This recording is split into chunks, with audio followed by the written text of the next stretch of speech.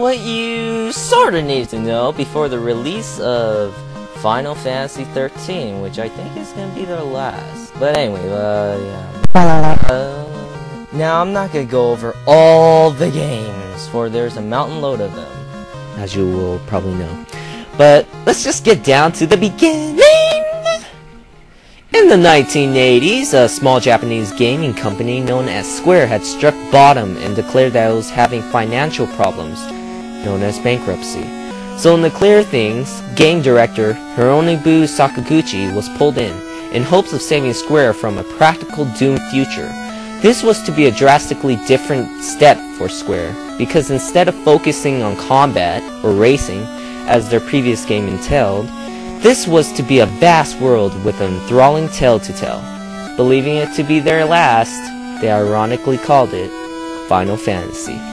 Final Fantasy was released on December 18, 1987, and it clearly pulled influences from other games, primarily RPGs, that were around during the time, such as Dragon's Warrior, also known as Dragon's Quest in Japan, and Legend of Zelda with the overworld view of the camera. The game actually begins by explaining that the world was constructed by 4 elemental orbs of life: Earth, Wind, Fire, and Sea, and that there would be 4 warriors there to have to protect it. You then receive a choice of creating a team composed of 6 character archetypes: Fighter, Thief, Red Mage, White Mage, Black Mage, and finally, Black Belt. This granted you the ability to create a team out of 30 different character combinations. But anyway, your team, the Light Warriors, found yourself at the Kingdom of Corneria, where you discovered that some princess, similar to Daisy, had been taken by some evil dude named Garland.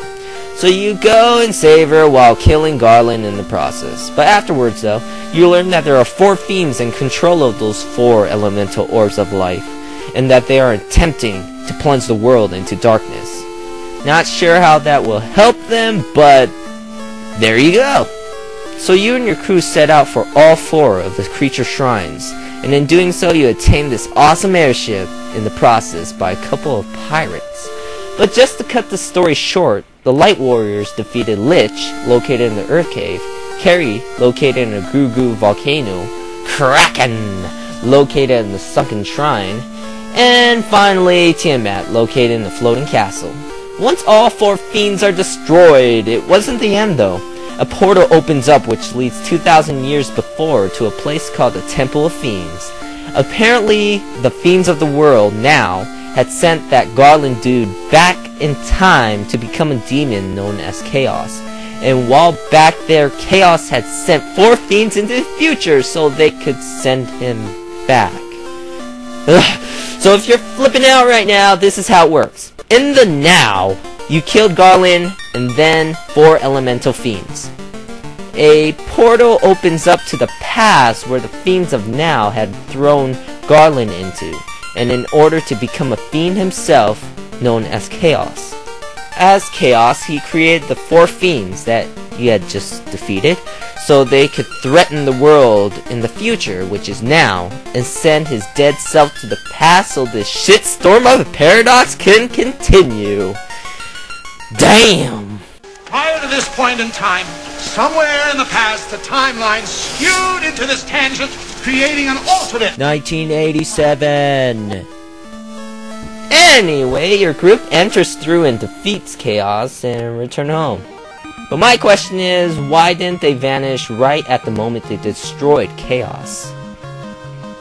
No answer? No answer?